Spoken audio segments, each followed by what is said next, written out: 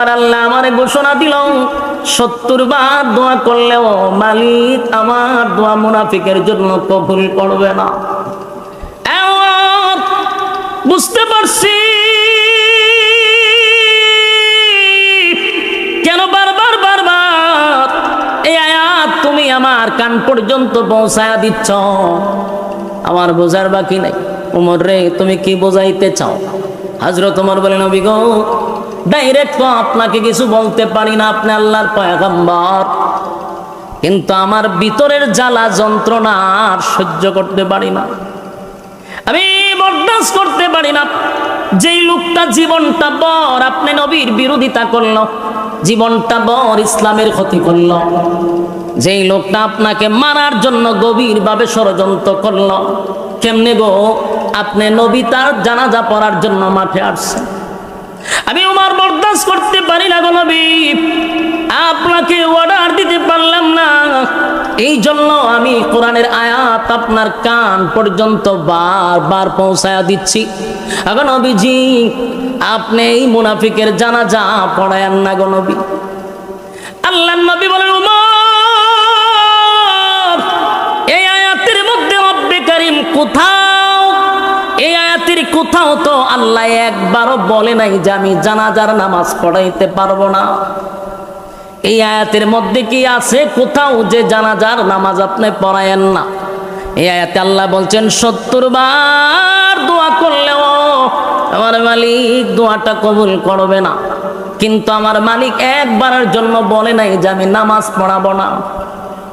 এ উমর, আমার আল্লাহ এত দয়া মায়া কেন দিল বল? আমি নবীর ভিতরে এত মায়া, আমার মালিক বলছে 70 বার দোয়া করলেও দোয়াটা কবুল করবে না, কিন্তু আমি নবীর ভিতরে এত মায়া এত দয়া আল্লাহ কেন দিল? আমার মনটা চায় রে, আমার মনটা চায়, আমার মালিক 70 বার বলছে, আমার মনটা চায় আমি 100 বার গুনাহগারের জন্য দোয়া করি। আমার মালিক যদি 100 বার দোয়া করার বরকতে আমার গুনাহগার উম্মতকে মাফ করে দেয়, আমি রাসূল খুশি। জোরে কোন সুবহান। এ যুবক ভাই, এ নবীর কত মায়া দেখছনি?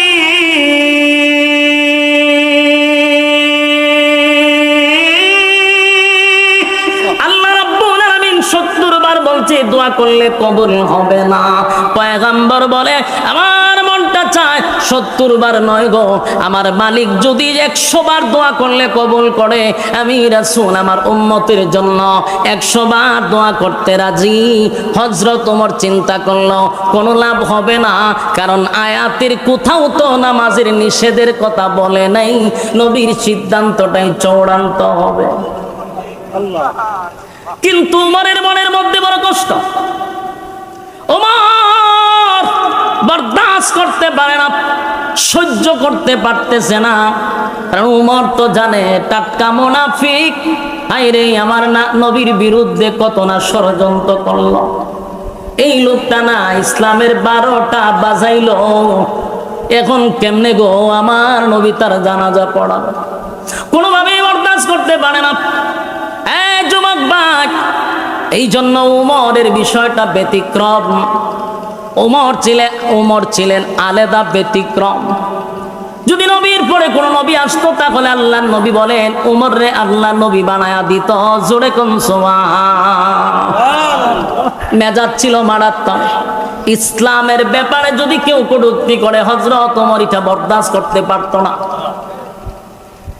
যুবক ভাই, হযরত ওমর বরদাস্ত করতে পারল না।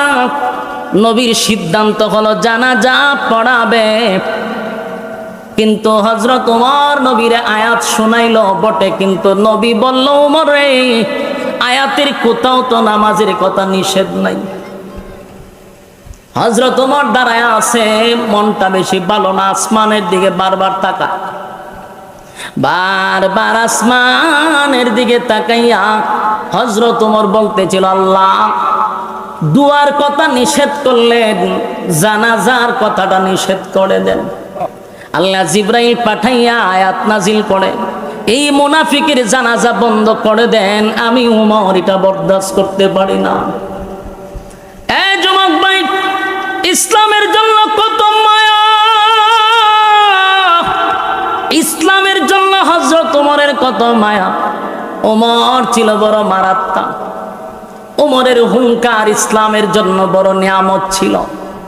যেই দিন হযরত ওমর কালেমাটা গ্রহণ করল, সেদিনই হযরত ওমর নবীকে বললেন, নবী গো, আমার একটা বক্তব্যের জন্য দেন, আমি 1 মিনিট একটা বক্তব্য দিব। আল্লাহর নবী বলেন, কি বক্তব্য দিবা? বলে, দেন আমার অনুমতি। নবী তারে অনুমতি দিল। হযরত ওমর দাঁড়াইয়া মক্কার মধ্যে দাঁড়াইয়া বলতে লাগলো, এ মক্কার লোকেরা, কে আসো আমার সামনে আসো, যার স্ত্রী বিধবা করতে চাও আমি ওমরের তরবারির নিচে আসো, যার সন্তানগুলি এতিম করতে চাও আমি ওমরের তরবারির নিচে আসো। আজকের থেকে আমি ঘোষণা দিলাম, লা ইলাহা ইল্লাল্লাহু মুহাম্মাদুর রাসূলুল্লাহ। যতক্ষণ প্যান্ডেলটার ভিতরে থাকবেন গুনাহ না হওয়াটাই সম্ভব।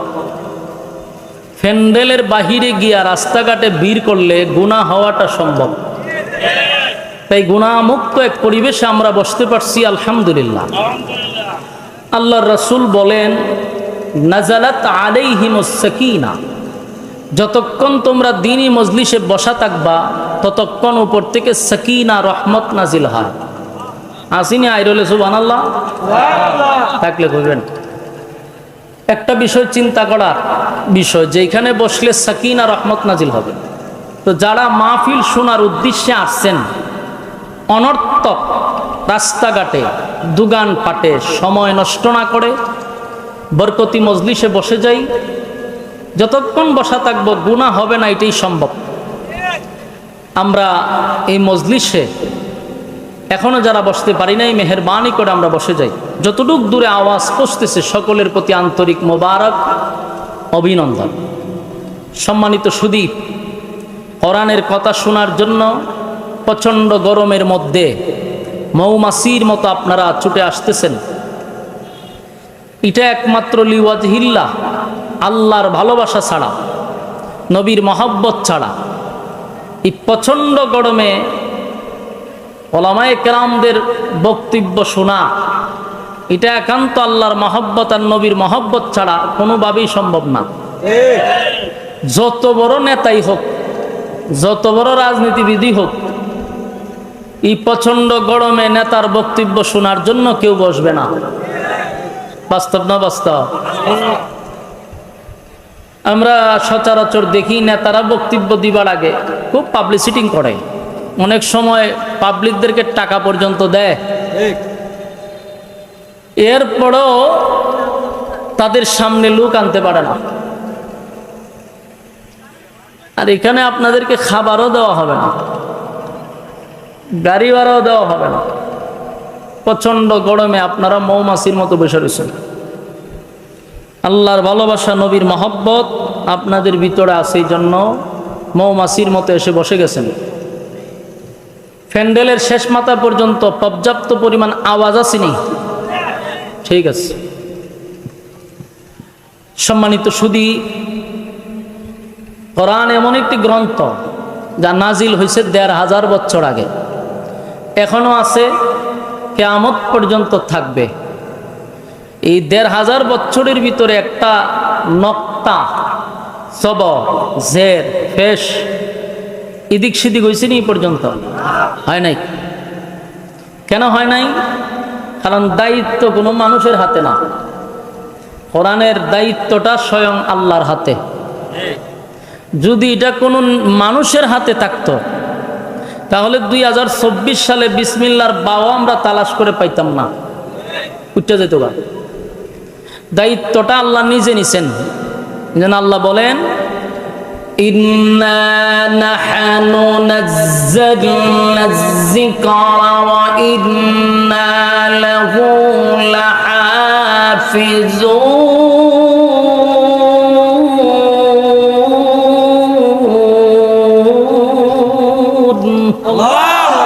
আল্লাহ বলেন, নাজিল করছি আমি, তার হেফাজতের দায়িত্ব নিছি আমি। সুবহানাল্লাহ।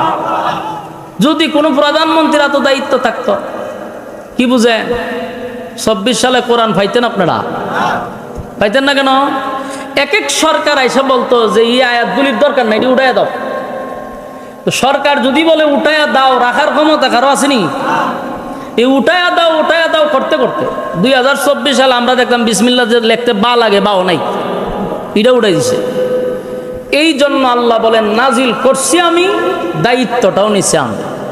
আল্লাহ দায়িত্ব নেওয়ার কারণে 1500 বছর আগে যেমন নাজিল ছিল কোরআন, এখনো আছে, একটা নক্তাও লড়ছে না। সুবহানাল্লাহ, সাধারণ কথা না। এজন্য কোরআন আমাদের জন্য হেদায়েত, কোরআন আমাদের জন্য একটা নূর।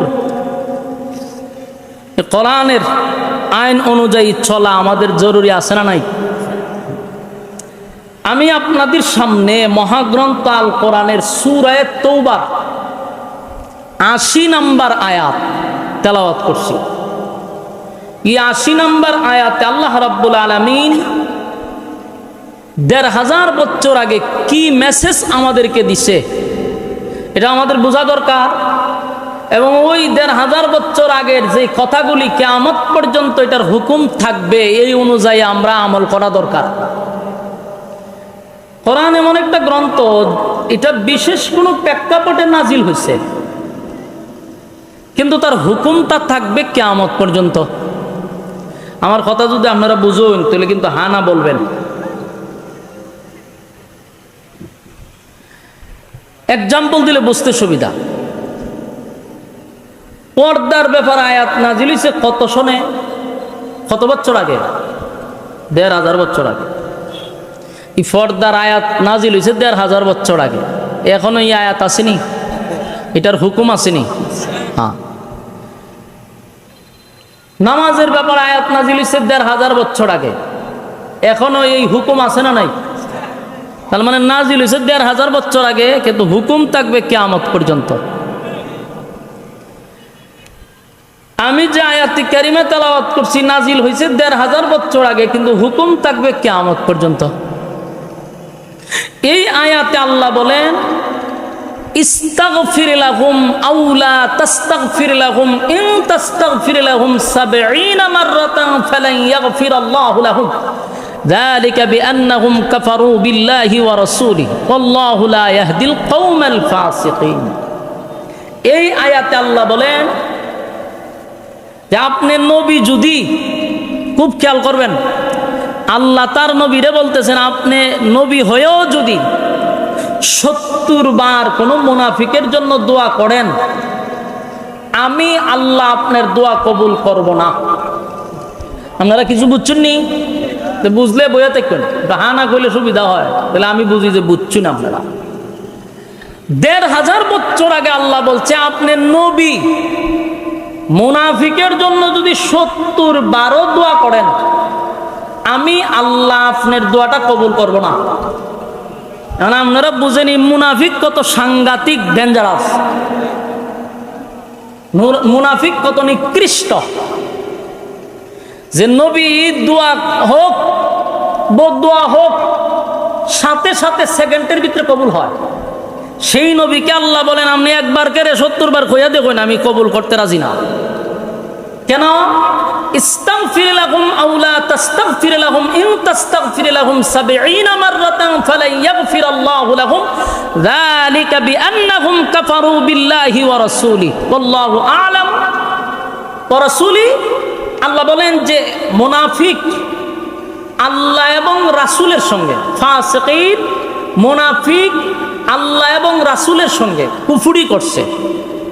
এই জন্য তাদের জন্য যদি আপনি দরখাস্ত করেন, এই দরখাস্ত আমি মেনে নিব না, কবুল করব না। এখান থেকে আমরা বুঝতে পারলাম যে মুনাফিক সাধারণ কোনো লোক না, এটা ডেঞ্জারাস।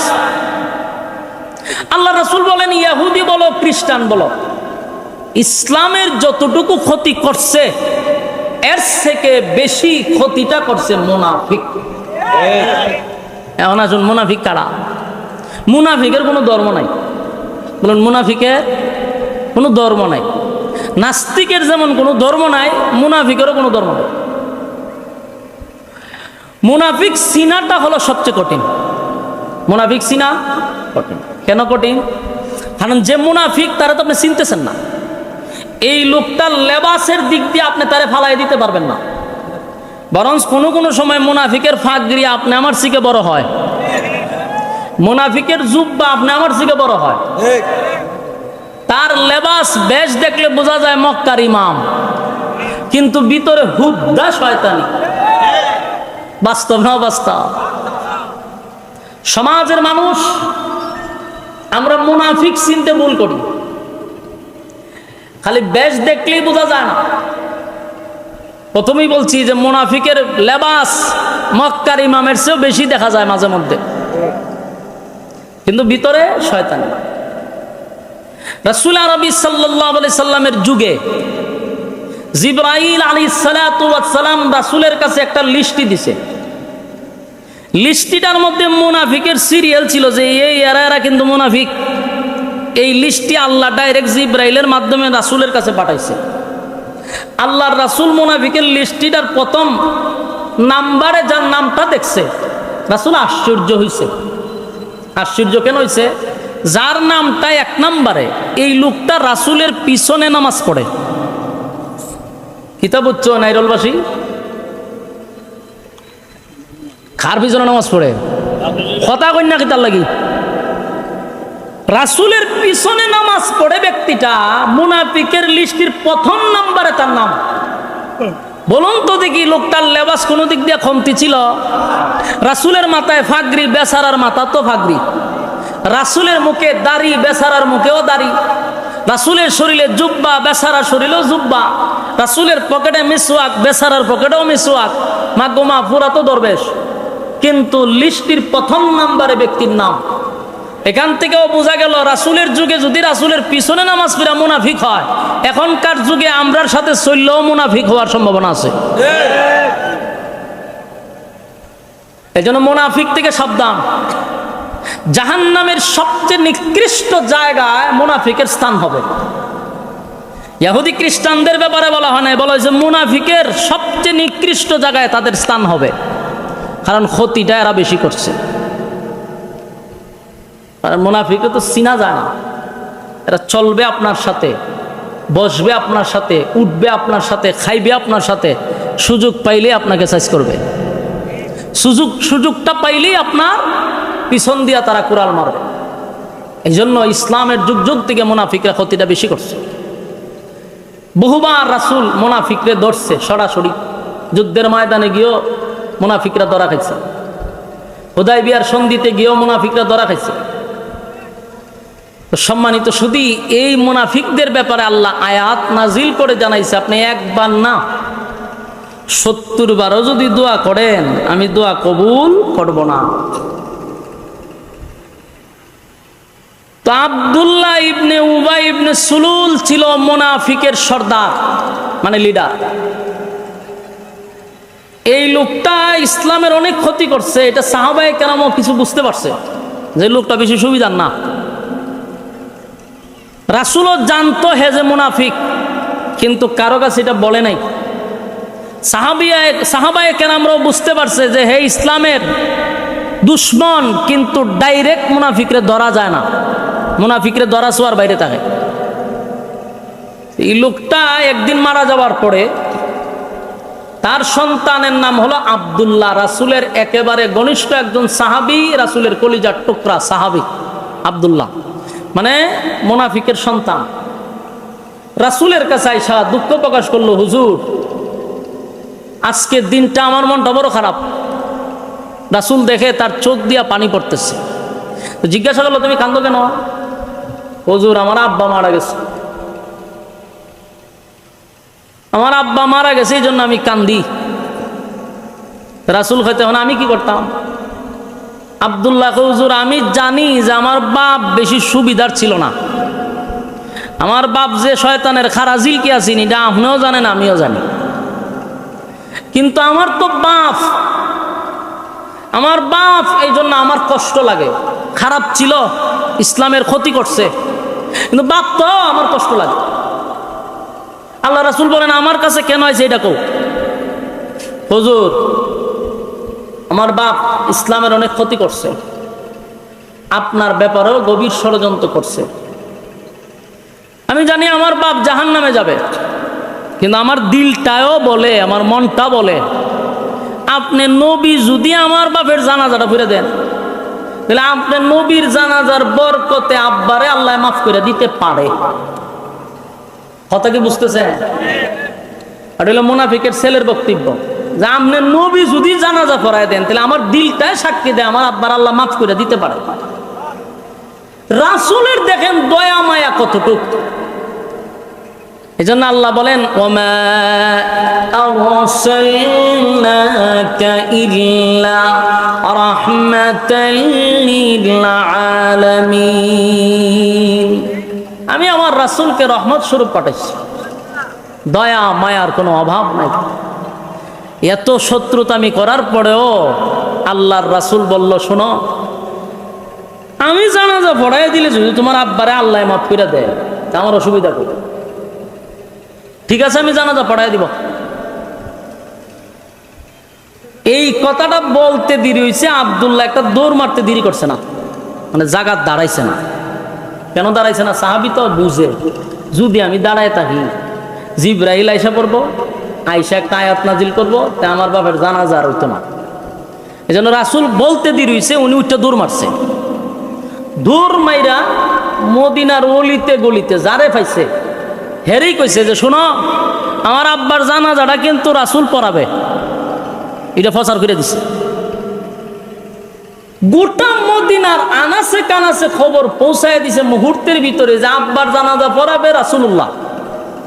তো যে শুনছে হেউই আশ্চর্য হয়েছে।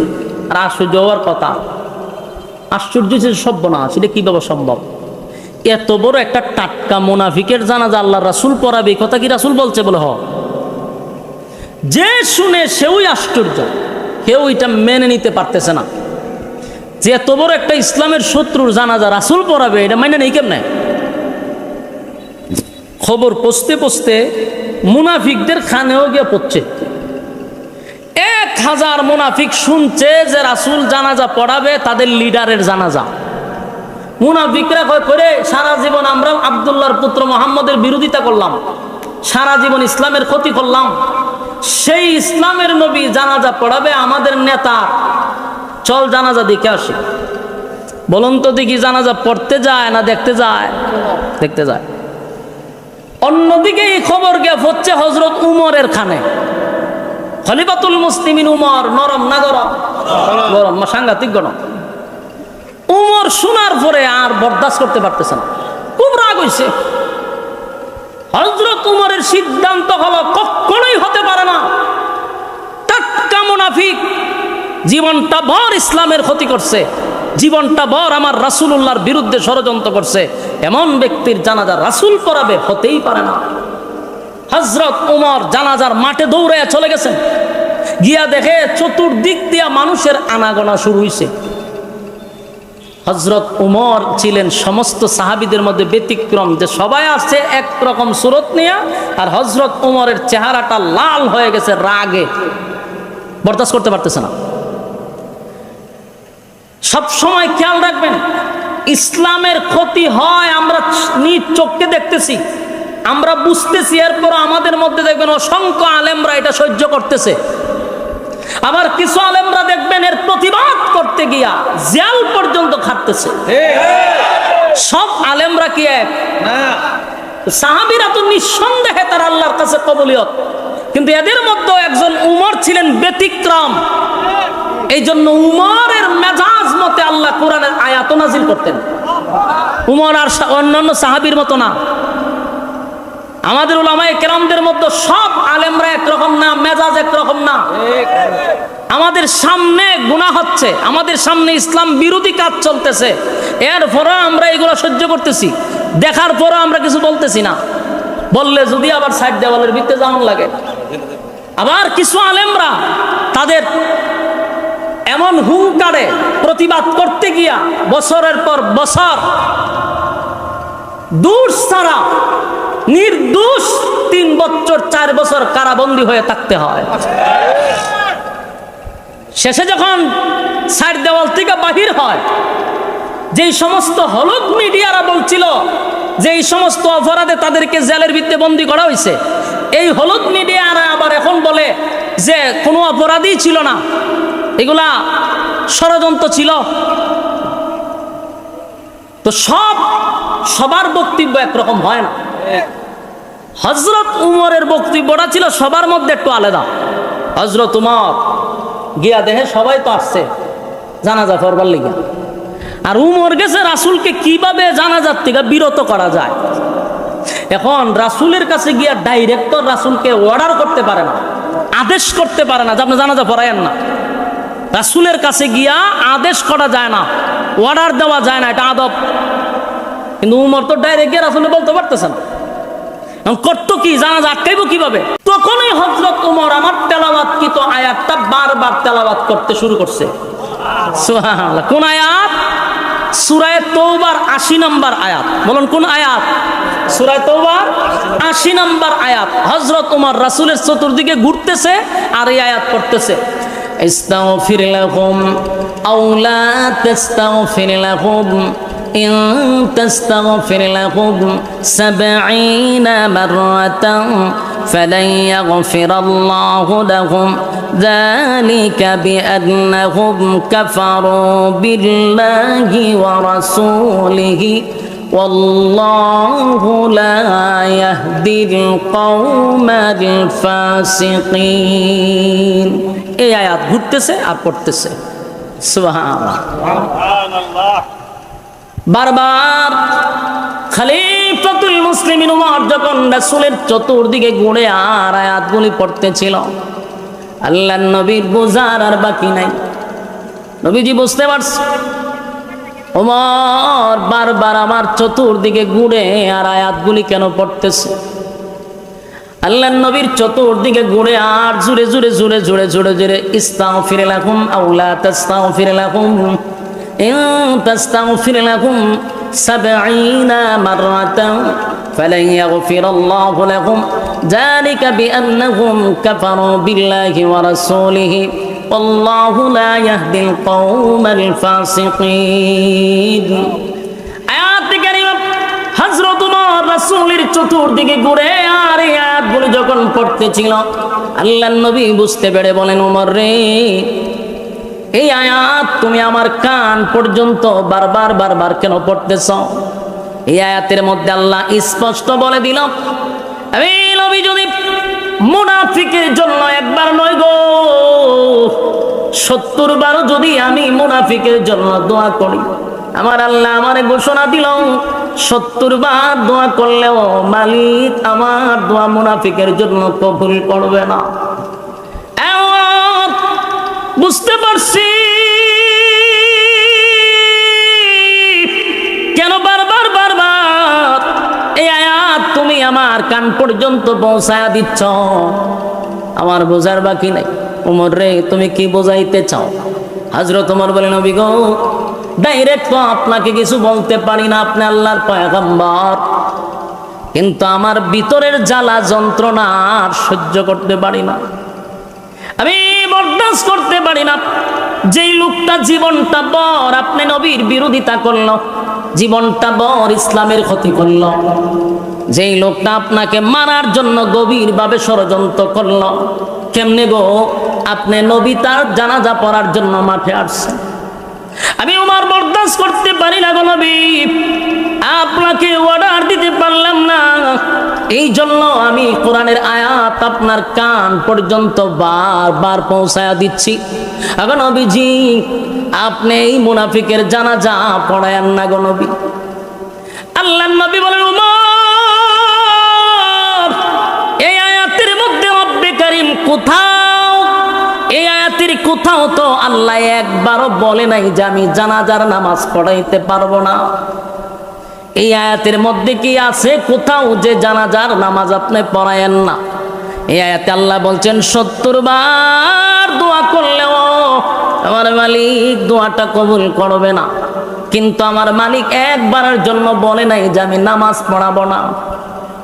এ উমর, আমার আল্লাহ এত দয়া মায়া কেন দিল বল? আমি নবীর ভিতরে এত মায়া, আমার 70 বার দোয়া করলেও দোয়াটা কবুল করবে না। কিন্তু আমি নবীর ভিতরে এত মায়া, এত দয়া আল্লাহ কেন দিল? আমার মনটা চায় রে, আমার মনটা চায়, আমার মালিক 70 বার বলছে, আমার মনটা চায় আমি 100 বার গুনাহগারের জন্য দোয়া করি।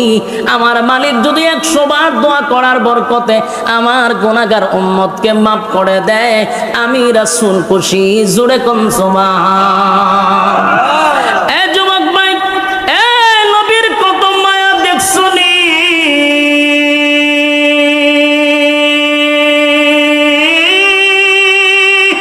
আল্লাহ রাব্বুল আলামিন 70 বার বলছে দোয়া করলে কবুল হবে না। পয়গম্বর বলে আমার মনটা চায় 70 বার নয় গো, আমার মালিক যদি 100 বার দোয়া করলে কবুল করে, আমি রাসূল আমার উম্মতের জন্য 100 বার দোয়া করতে রাজি। হযরত ওমর চিন্তা করলো কোনো লাভ হবে না, কারণ আয়াতের কোথাও তো নামাজের নিষেধের কথা বলে নাই। নবীর সিদ্ধান্তটাই চূড়ান্ত হবে।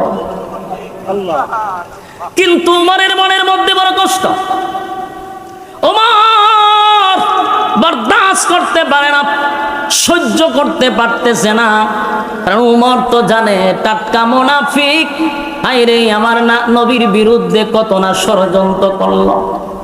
এই লোকটা না ইসলামের 12টা বাজাইলো, এখন কেমনে গো আমার নবী তার জানাজা পড়াবে?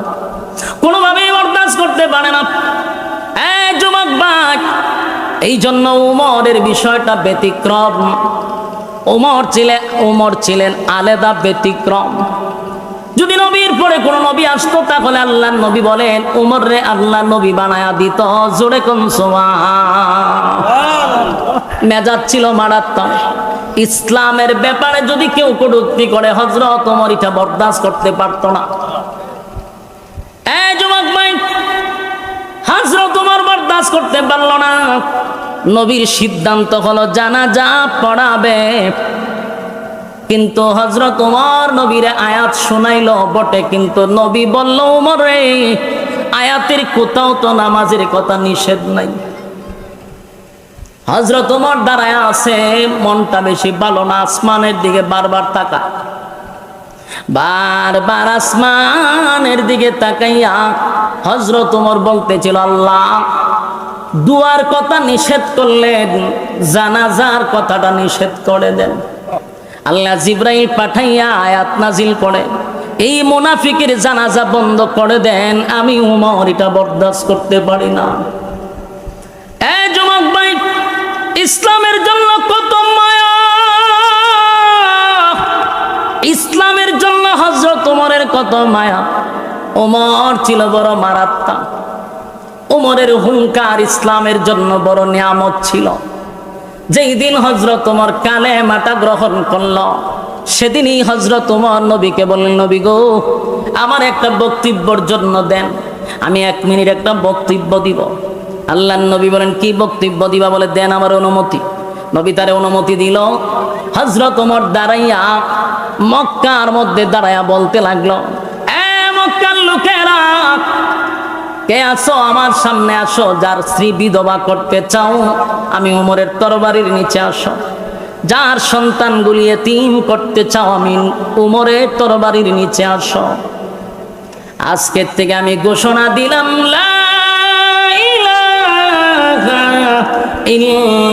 ইল্লাল্লাহু মুহাম্মাদুর রাসূলুল্লাহ সাল্লাল্লাহু আলাইহি ওয়াসাল্লাম। আবু জাহিল্লা বক্তব্য শূন্য ঘর থেকে বাইরেছে। কেডায় রে? ওই কেডারে তোমার বক্তব্য দেয়? ঘর থেকে বাকির হইয়া যখন দেখে হযরত ওমর তরবারি হাতে লইয়া বক্তব্য দেয়, আবু জাহিল্লা আবার দৌড় মাইরা ঘরে গিয়া দরজা লাগাই দিছে। ওই সর্বনাশ সর্বনাশ, ওমরের তরবারির সামনে গেলে আমার সন্তান এতিম হবে। সেই ওমর অন্যায়টা পছন্দ করে না। হযরত ওমর আসমানের দিকে তাকায় আর বলে মালিক আপনি আয়াতটা নাজিল করে দেন। দোয়া নিষেধ করছেন, এবার নামাজটাও বন্ধ করে দেন গো। আল্লাহর নবী নামাজের জন্য প্রস্তুতি নিবে এমন সময় নবী আব্দুল্লাহ ইবনে উবাই ইবনে সুলুল এত বড় মুনাফিকের সামনে গিয়া নবী দাঁড়াইয়া নবীজির জবান মোবারক থেকে একটু তুতু লাগাইছে। তুতুটা নিয়া আব্দুল্লাহ ইবনে উবাই ইবনে সলুলের মুখে লাগায়া দিছে। সুবহানাল্লাহ বাড়িত গিয়া এত বড় মুনাফিকের মুখে নবীর তুতু লাগাইছে। সমস্ত সাহাবীরা অবাক। আল্লাহর নবী বলেন, আব্দুল্লাহ রে, আমি নবীর মুখের তুতু তোর আব্বার মুখে লাগাইছি কেন জানোস? তোর আব্বারে যেন আমি নবীর মুখের তুতুর বরকতে আল্লাহ মাফ করে দেয়। কথাগুলি দিলের কান লাগায় শুনেন। এখান থেকে আমাদের শিকার আছে, শিকার আছে, বুঝার আছে। আমি আপনাদেরকে একটা পর্যায়ে নিয়ে প্রশ্ন করব, তখন আপনারা উত্তর দিবেন। সামনে প্রশ্ন আসতেছে। এই ঘটনার থেকে বুঝার আছে, বুঝার আছে, শিকার আছে। জীবনের সবচেয়ে বড় গুরুত্বপূর্ণ কথা মনোযোগ দিয়া শুনেন। নবীজির মুখের তুতুর দাম আছে না নাই? নবীর মুখের তুতু লাগায়া দিল আব্দুল্লাহ ইবনে উবাই ইবনে সলুল মুনাফিকের মুখে লাগায়া বলেন, আল্লাহ যেন তুতুর বরকতে মাফ করে দেয়। সমস্ত সাহাবীরা অবাক হয়ে গেল। হযরত ওমর বরদাস্ত করতে পারতেছে না। নবীর যত মায়াই দেখা, ওমর কিন্তু খুশি না। ওমরের রাগে লাল হয়। কিছুক্ষণ পরে আল্লাহর হাবিব নিজের জুব্বাটা খুলছে, কইলা মুনাফিকরে কাপন স্বরূপ পড়ায়া দিছে। সুবহানাল্লাহ বাড়িত গিয়া এ যুবক ভাই, এ নবীর জুব্বার কত দাম, কত দাম, কত দাম, কত দাম। নবীর জুব্বা সাধারণ নয় গো, নবীর জুব্বাটা সাধারণ নয়। সাহাবীরা এমন দৃশ্য দেখিয়া মাটিতে পইরা গইরাইয়া গইরাইয়া গইরাইয়া কান্দে আর বলে, সাহাবী হইয়াও নবীর জুব্বা পাইলাম না, নবীর জুব্বাটা পাইলাম না। একটা টাটকা মুনাফিক হইয়া কেমনে গো নবীর জুব্বাটা পাইল? বরদাস্ত করতে পারি না। সাহাবীরা গইরাইয়া কান্দে, গইরাইয়া কান্দে। হযরত ওমর আরো রাগান্বিত হয়ে গেল। কেমনে রে, এত বড় মুনাফিক নবীর মতো একটা পয়গম্বরের জুব্বা একটা মুনাফিকে পাইল, আমি কেমনে বরদাস্ত করি? সাহাবীরাও কান্দে, আমরা জুব্বা পাইলাম না, মুনাফিকে কেমনে জুব্বা পায়? সুবহানাল্লাহ। আল্লাহর নবী বলেন, আব্দুল্লাহ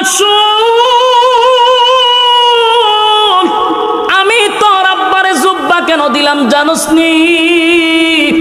তোর আব্বারে জুব্বা কেন দিলাম জানোস?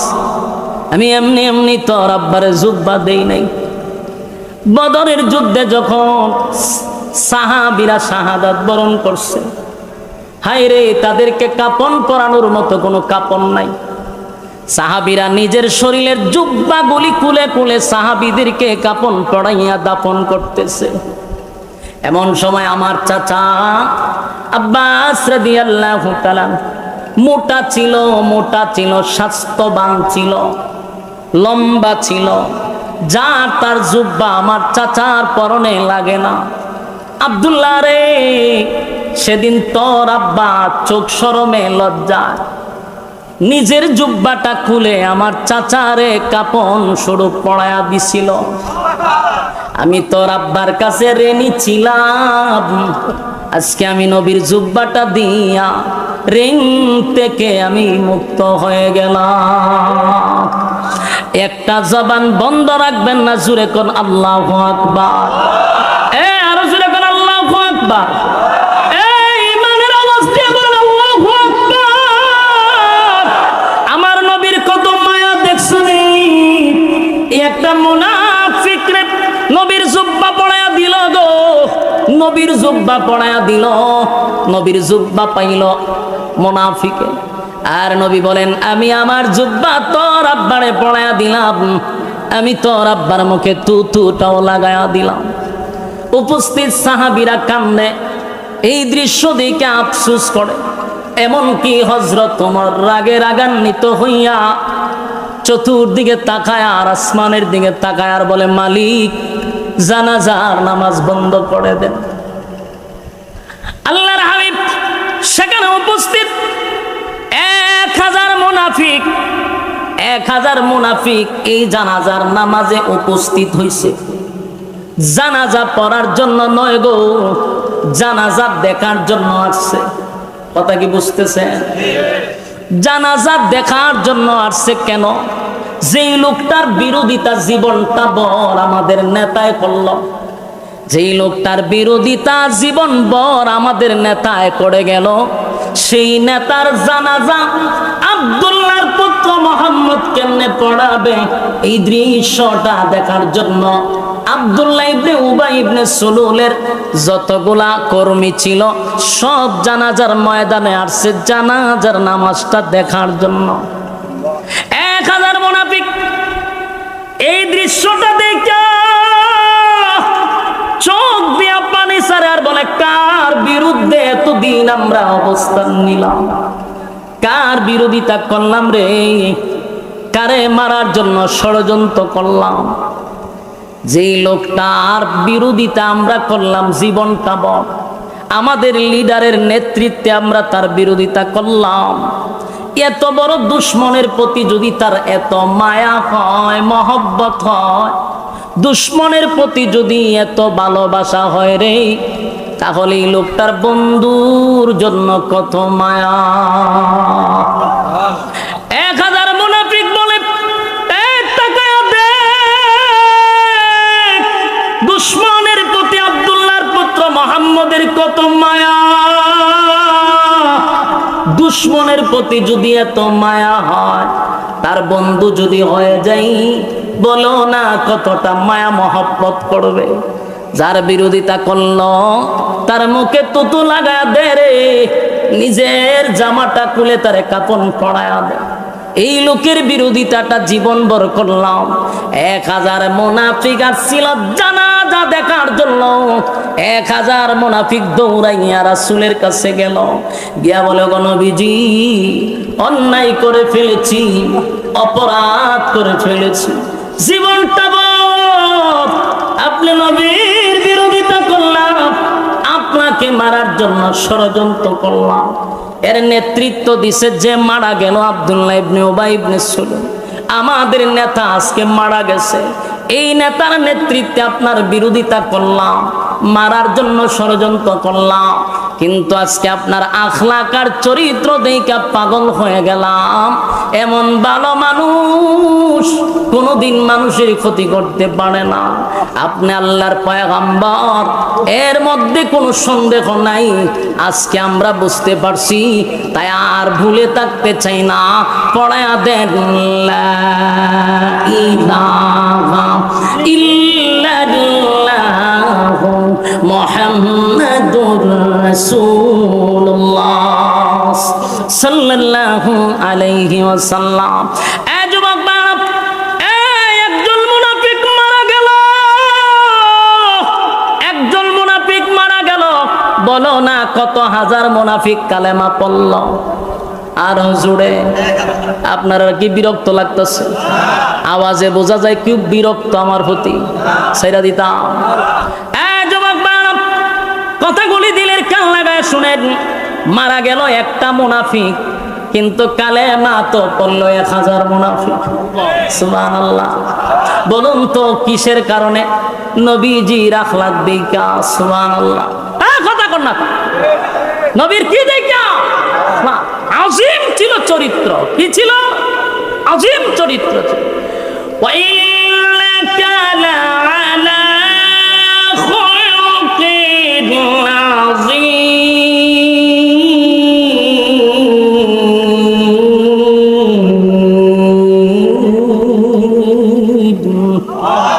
আজিম চরিত্র, নবীর চরিত্র দেখা 1000 মুনাফিক কালেমা পড়ছে।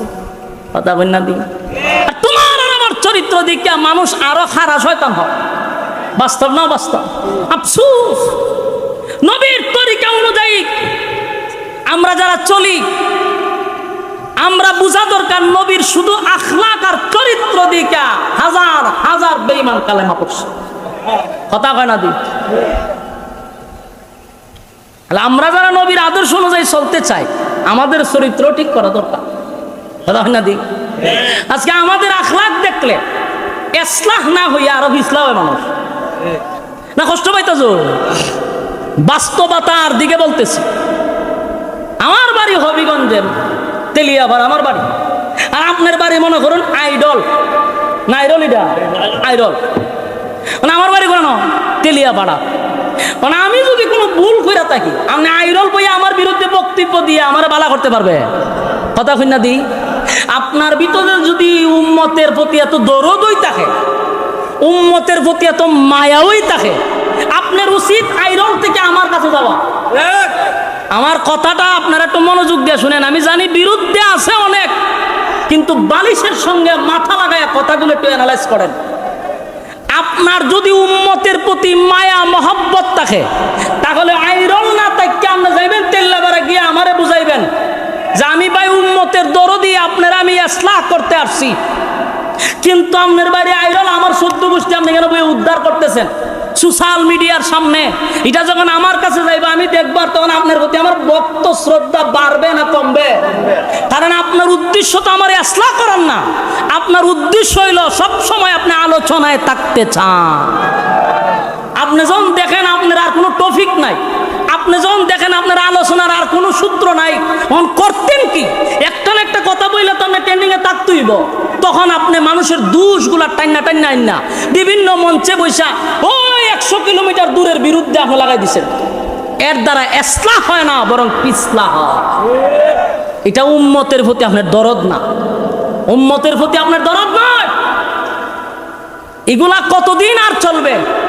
এবার বন্ধ হওয়া দরকার। কথা কন, বন্ধ হওয়া। রাসূলের উম্মতের প্রতি যদি আপনার দরদ থাকে, মায়া থাকে, মহব্বত থাকে, তাহলে আপনি আমার কাছে যাইবেন, আমি আপনার কাছে যাব। যদি আমার উদ্দেশ্য থাকে ভালো, আর আমার উদ্দেশ্য হইলে আমি সবসময় একটা আলোচনায় থাকতে চাই, তাহলে তো আমার যে কোনো একটা টপিক তো গায়ে বাই করতে হবে, যে আমার আলোচনা থাকতে হবে। তাহলে আপনার উদ্দেশ্য ভালো না, আপনার উদ্দেশ্য বড় খারাপ। সম্মানিত শুধু রাসূলের মায়া আর মহব্বত দেখেন উম্মতের প্রতি, যার আদর্শ দেখে 1000 মুনাফিক কালেমা পড়ছে। আর আমরা কটা দিন ধরে সোশ্যাল মিডিয়ায় দেখতেছি অবস্থা। এর দ্বারা আলেমদের কাছ থেকে মানুষ অনেক দূরে চলে যাচ্ছে। আমি আফসোস করি ভাই, আস্তে আস্তে এমন একটা সময় আসবে মানুষ উলামায়ে কেরামদেরকে আর ইজ্জত করবে না। কারণ আমরা গুতাগুতি, আমাদের মধ্যে যে গুতাগুতি শুরু হয়েছে, 2 দিন পরে আমাদের কাছে দোয়ার লেগে যাই তুই তখন তো আমরার কাছে আয়ে, কিছুদিন পরে আমরা কি এখন যে ভাই সাহেব আমরা দোয়া করি, আমরা লক্ষণ বেশি ভালো না। ফান থেকে চুন ফললো এ খামড়ায় দিলায় কে রে ভাই? তোমার ভিতরে যদি দরদ থাকে তুমি পার্সোনাল নাম্বারে ফোন দাও। গত কিছুদিন ধরে দেখতেছি আমার একটা সঙ্গীত এখনো বাইরেছে না, এখনো এটা রিলিজই হয় নাই, যা শুধু আমি রেকর্ড করতাম গেলাম।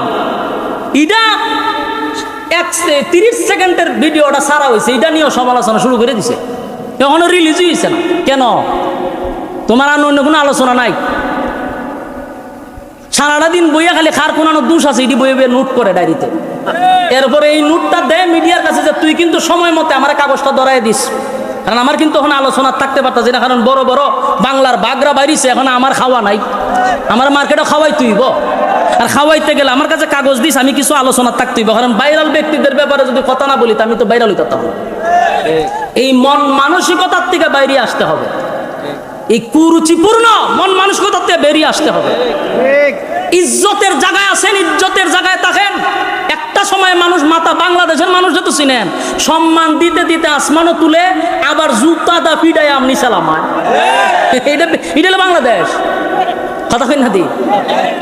আমরা বাংলাদেশে একজন বক্তা আছে শায়েখ আহমদুল্লাহর সাথে যে লাগছে এখন, তারে কিন্তু আমরাই উপরে উঠাইছি। তখন আমরা এবার নিসালাম আইতেছি, কেরে কত আবেগ কেরে আপনারা? উড়াইবার সময় স্মরণ থাকে না, লামাইবার সময় মেরার স্মরণ থাকে না। এগুলো হইল গিয়া বাউতাবাদী ছাড়া কিছু। একটা ফেসবুকে কিন্তু নাস্তিকরাও থাকে, রামবামরাও থাকে, খালি আলেমরা থাকে না। আমরা যে খামরা খামরি শুরু করছি, ফলাফল কিন্তু ভালো হবে না। আমার ক্ষুদ্র জ্ঞান থেকে বলি, একজনকে রাহবার মেনে বাংলাদেশের রাস্তা আমরা চলবো, যারে রাহবার মাইনা। কথা ঠিক কিনা? এখন যেহেতু বাংলার বাঘ ফিরে আসছে, আমরা তারে রাহবার হিসেবে মানি, অসুবিধা নেই। একজনের নেতৃত্বে চলেন, গুতাগুতি বাদ দেন, বাদ দিয়া চলেন সামনের দিকে, আমাদেরকে দেখাইবার মতো কেউ থাকবে না। আর যেইভাবে খামরা খামরি শুরু হয়েছে, আমরা ফতনও বেশি সময় না। আল্লাহ আমাদের হেফাজত করুক। রাসূল সাল্লাল্লাহু আলাইহি সাল্লামের শুধু আখলাক আর চরিত্র দিকা 1000 মুনাফিক ছিল তামসা দেখবার লাগিয়া, তামসা দিকে কালেমা পড়ে নিছে। সুবহানাল্লাহ, এটা আদর্শ, রাসূলের আদর্শ ছিল। তো এখন মুনাফিকরা কালেমা পড়ছে, তেমন সবাই খুশি না? কথা কই না? জানাজার মাঠে সবাই খুশি, হয় সব বনায় 1000 মুনাফিক কালেমা পড়ছে, সবাই খুশি। কিন্তু একজন মানুষ আরো রাগে রাগান্বিত হইছে। উনি হলেন হযরত ওমর। উনি রাগ হইল কেন? উনার রাগটা আরো বাড়ছে। কেন বাড়ছে? যে এতক্ষণ রাসূল আমাকে বলছে যে আয়াতের মধ্যে আল্লাহ বলছে শুধু দুয়া নিষেধ করছে, কিন্তু জানাজার কথা তো নিষেধ করে নাই।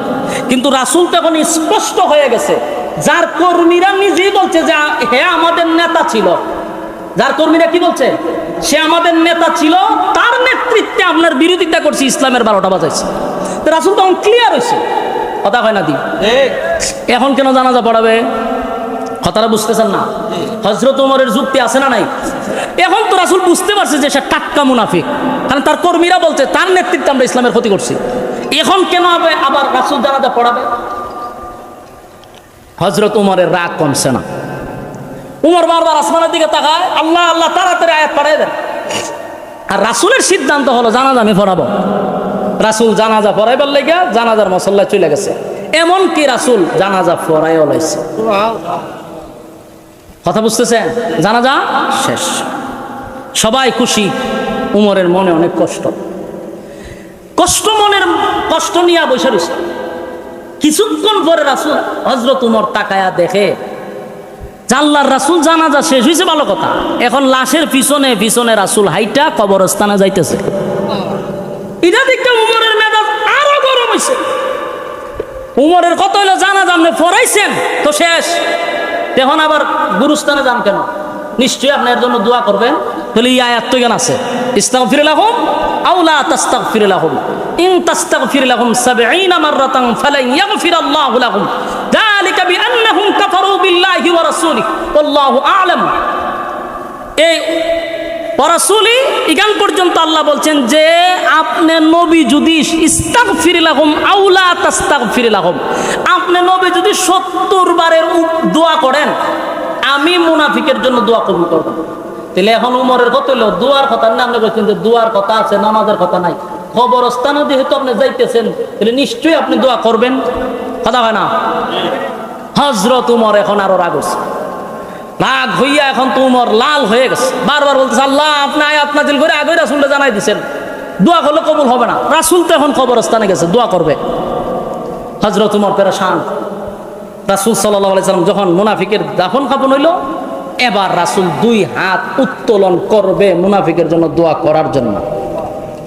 এমনি জিবরাইল আয়া হাজির। সুবহানাল্লাহ, আর জোরে কান, জিবরাইল আয়া হাজির হয়ে।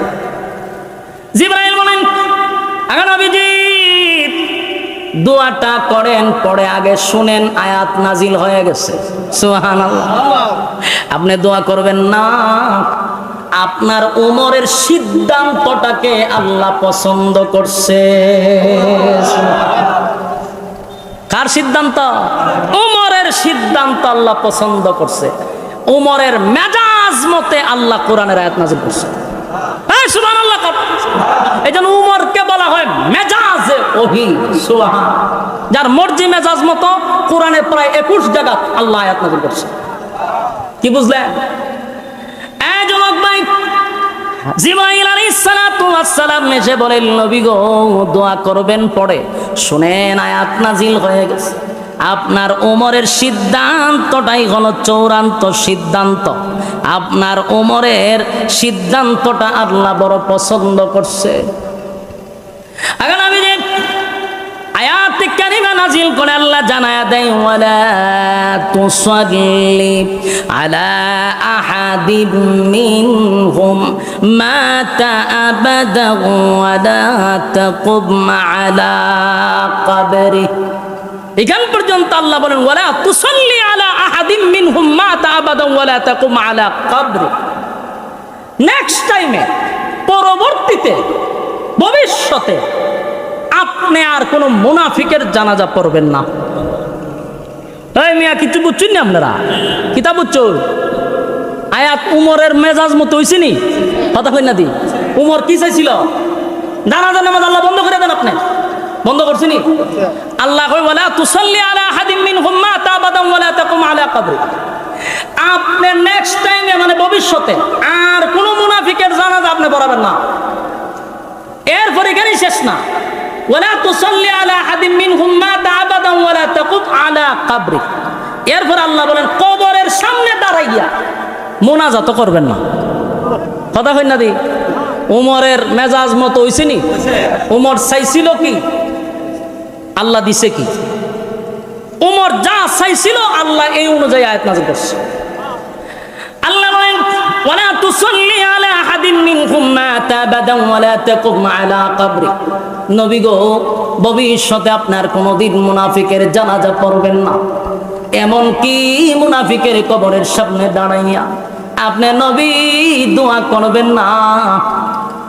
তাহলে আয়াত নাজিল করে দিল, আল্লাহ নামাজ নিষেধ করে দিল। এখন সময় যেহেতু কম, একবারে টাইম শেষ, এখন সংক্ষিপ্ত আকারে একটু বোঝানোর দরকার। আয়াত তো নাজিল হয়ে গেল, কিন্তু প্রশ্ন একটা থেকেই গেল, আয়াতটা যে নাজিল হয়েছে এটা কিন্তু মুনাফিকের জানাজা পড়ার পরে নাজিল হয়েছে। কথা হয় না দি? এই আয়াতটা যদি জানাজার আগে নাজিল হইতো তাহলে মুনাফিকের জানাজা আর পড়ানো হতো না। কথা হয় না দি? কিন্তু আয়াতটা কখন নাজিল হলো? মুনাফিকের জানাজা কমপ্লিট হয়ে গেল, আল্লাহ রাব্বুল আলামিন তখন আয়াতটাও নাজিল করলো। একটা প্রশ্ন থেকে যায়, কেন রে এই আয়াতটা আল্লাহ আগে নাজিল করলো না? আয়াতটা কেন পরে নাজিল করলো? এখানে প্রশ্ন। কথা কোন ঠিক? প্রশ্নের জবাব মুফাসসিরিনে কেরাম উল্লেখ করেছেন যে কেন আল্লাহ পরে নাজিল করলেন, আগে কেন নাজিল করলেন না। তার এক নাম্বার কারণ হলো আল্লাহর নবীর কথার বড় দাম, বড় দাম। সুবহানাল্লাহ। এই যুবক বাবা, যে সময় আব্দুল্লাহ ইবনে উবাই ইবনে সুলুল মারা গেল, আব্দুল্লাহ ইবনে উবাই ইবনে সুলুলের ছেলে যখন নবীর কাছে গিয়া বলছে, নবী গো, আমার আব্বা মারা গেছে, আপনি নবী যদি জানাজা পড়ায়া দেন তাহলে আমার দিলটা সাক্ষী দেয় আমার আব্বারে আমার আল্লাহ মাফ করে দিবে। কথা কোন ঠিক? এই আদাসিনী রাসূল কি বলছে? আমি জানাজা পড়ায়া দিলে যদি তোমার আব্বারে আমার আল্লাহ মাফ করে দেয় তাহলে আমি জানাজা পড়ায়া দিব। কথা কন, জানাজা পড়ায়া দিব। এই যে রাসূল বলছে জানাজা পড়ায়া দিব, এবং আব্দুল্লাহ করছে কি, পুরা মদিনায় এটা ভাইরাল করে দিছে যে আমার বাপের জানাজা রাসূল পড়াবে। তাহলে সবাই শুনছে, রাসূলও বলছে। এখন মানুষ আসছে জানাজা পড়ার জন্য, এই মুহূর্তে যদি আয়াত নাজিল করে আল্লাহ জানাজাটা বন্ধ করে দেয়, নবীর কথার ওজন থাকে না। কথা কি বুঝতেছেন? আমার নবীর কথার ওজন রাখার জন্য, নবীর কথার ওজন রাখার জন্য আল্লাহ আগে নাজিল করে নাই, পরে নাজিল করছে। এখন এতক্ষণের আলোচনার থেকে আমাদের শিকার কি, আমাদের বুঝার কি? এখানে সংক্ষেপে বলি, এতক্ষণের আলোচনার থেকে বুঝতে তো হবে কেন এই আলোচনাটা করলেন। এর এক নম্বর কথা হলো, নবী যেই জায়গায় মুনাফিকের মুখে তুতু লাগাইয়া দিল, নবী যেখানে তার জুব্বা খুলে কাপড় পরাইয়া দিল, এরপরও কি লোকটা জান্নাতে যাইতে পারছে? হ্যাঁ, কথা কই না দি? কথা হয় না। তাহলে নবীর তুতু লাগাইয়া দিল, জান্নাতে হওয়া যায় না। নবীর পরনের জুব্বা পরাইয়া দিল, জান্নাতে হওয়া যায় না যতক্ষণ না পর্যন্ত নবীর তরিকা অনুযায়ী, আল্লাহর হুকুম অনুযায়ী জীবন যাপন না করবে। নবীর ইতাআত করতে হবে। শুধু লম্বা লম্বা ডায়লগ দিয়ে চলবে না। শুধু লম্বা লম্বা ডায়লগ দিয়া নবীর আশেক আশেক কইয়া লাফাইলেই জান্নাত পাওয়া যায় না। এর বাস্তব প্রমাণ আব্দুল্লাহ ইবনে উবাই ইবনে সুলুলের জানাজায় রাসূল তুতু লাগাইছেন, রাসূলের জুব্বা পরাইয়া দিছে। এরপর আব্দুল্লাহ ইবনে উবাই ইবনে সুলুল জাহান্নামের নিকৃষ্ট জায়গায় থাকবে। বোঝা গেল, নবী তুতু লাগাইয়া দিল কাম হবে না, নবীর জুব্বা পরল কাম হবে না, যদি নবীর তরিকা অনুযায়ী না চলো। কথা কয় না? আশিকে রাসূল বইলা লাফালাফি করলে কাজ হবে না, আশিকে রাসূল বইলা স্লোগান দিলে হবে না, আশিকে রাসূল বইলা রাজপথে আন্দোলন করলে চলবে না যদি নবীর তরিকা অনুযায়ী জীবন যাপন না করে। কথা কন ঠিক? সম্মানিত শুধু আমাদের দেশে হুসুডে বাঙালি শুধু লাফায় বেশি বুঝে কম, লাফায় বেশি বুঝে কম। আবু লাহাব, আবু তালেব রাসূলের চাচা, রাসূলের জন্য জীবন দিতে প্রস্তুত ছিল। 50টা বছর রাসূলকে লালন পালন করলো, এরপর আবু তালেব জান্নাতে যেতে পারলো না, কারণ নবীর তরিকা অনুযায়ী জীবন যাপন না করার জন্য। ভালোবাসা কি কোনো কম ছিল? বরং সারা পৃথিবীর সমস্ত আশিকে রাসূলকে এক পাল্লায় তুললে আবু তালেবের একদিনের ভালোবাসার সমান হবে না। এজন্য আমাদের এই বক্তব্য থেকে শিখতে হবে যে 1 নাম্বার হল আল্লাহর হুকুম আর নবীর তরিকা অনুযায়ী জীবন যাপন করতে হবে। কারা কারা করবেন হাত তুলে দেখায়া দেন। লিল্লাহে তাকবীর, লিল্লাহে তাকবীর। পারবো তো ইনশাআল্লাহ? এই ওয়াদা করেন, পাক্কা ওয়াদা। কার তরিকায় চলবেন? রাসূলের তরিকায় চলবো ইনশাআল্লাহ। আল্লাহ কবুল করুক, সকলেই বলে আমিন। সম্মানিত সুধী, আজকের এই ভাই আমনে তো আমার মহব্বতের মানুষ, বুঝুন না? আমি কিরামান কাতিবিনদের সামনে দেখতে জন্য এখানে সবাই আমার শুভাকাঙ্ক্ষী না। এতক্ষণ যে আলোচনা করছি আমি, এই আলোচনা না গিয়া যখন আপনারা যে আবদার দিচ্ছেন, এই আবদার যদি করি তাহলে সুরা আলোচনা বাদ দিয়ে সাইরা দিব। আর কিছু টপিকওয়ালারা খবর দেখছো নি, হেতু ওয়াজ করে না, খালি আজান দেয়। অথচ এতক্ষণ যে ওয়াজ করছি এটার কোনো দাম নাই, কিন্তু এইটা পাইছে ওয়াজ করে খালি আজান দেয়। এই জন্য এইগুলো আবদার করেন না। এইগুলার কারণে আমার উপরে বহুত তুফান জ্বর গেছে। আবদার এইগুলো আবদার করা যাবে না। এই ইনশাআল্লাহ সঙ্গীত আর অঙ্কিতা গাইবেন। আচ্ছা, আমাদের মুস্তাক ফৈজি সাহেব আইসা পড়ছে, মজা তো শুরু হইব নি আইলে পরে, আসাইতে আসাইতে মোতাইতেও পারে। খুব মজার মানুষ। আল্লাহ তাআলা আমার এই হজরতের হায়াতে আমলে বরকত দান করুক, আমিন। আচ্ছা, এখন আজান টাজান ইতা কইেন না কোনো সময়, একটা সঙ্গীত আমি শোনাই। আর আমার তো ইনশাল্লাহ একটা সঙ্গীত আসতেছে, ইনশাল্লাহ আপনারা চোখ রাখবেন। আপনাদের সঙ্গীত ইনশাল্লাহ আসতেছে, শোনাবো ইনশাল্লাহ। এখন একটা সঙ্গীত আমরা গাই, আমার সাথে আওয়াজ দিতেই হবে। হ্যাঁ, কথা বলেন না? আওয়াজ দিতে হবে, আওয়াজ পারবো তো ইনশাল্লাহ? হ্যাঁ, ইতা গাইতাম কোন চায়, আওয়াজ দিবেন নি? তাহলে পুরান একটা সঙ্গীত আওয়াজ দিতেই হবে। গুরুস্থান সঙ্গীত হয় না, আওয়াজ দিতেই হবে। আওয়াজ দিবেন ইনশাআল্লাহ।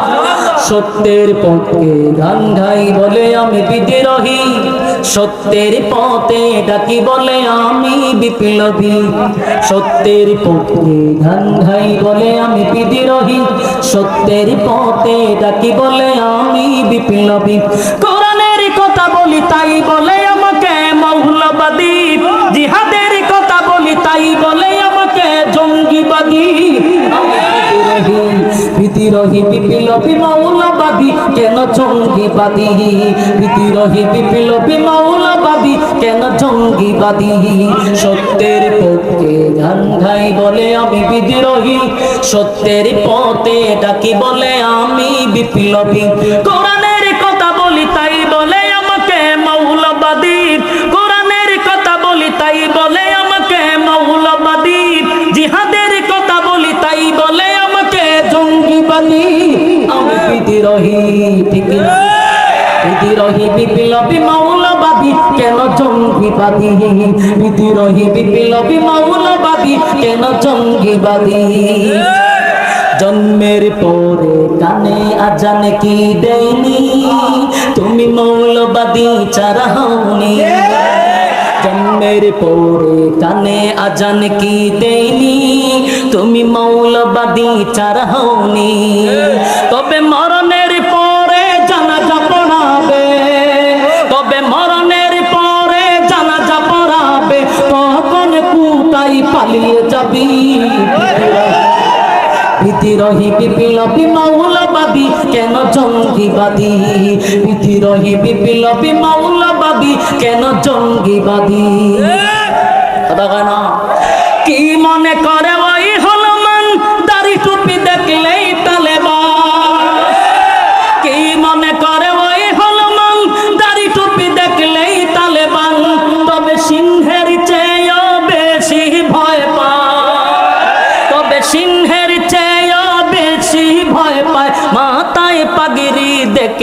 যদি বিদ্রোহী বিদ্রোহী বিপ্লবী মৌলবাদী কেন জঙ্গিবাদী বিদ্রোহী বিপ্লবী মৌলবাদী কেন জঙ্গিবাদী কথা কোন ঠিক না বেহায়া নারীর ওই কেমন কথা ইসলাম মানে ওদের মাথা ব্যথা বেহায়া নারীর ওই কেমন কথা ইসলাম মানে ওদের মাথা ব্যথা তখন ঠিক বাস্তব না বাস্তব বেহায়া নারীর ওই কেমন কথা ইসলাম মানে ওদের মাথা ব্যথা তবে পর্দার কথা যদি বলি তবে পর্দার কথা যদি বলি তখন হই আমি ফতুয়াবাজি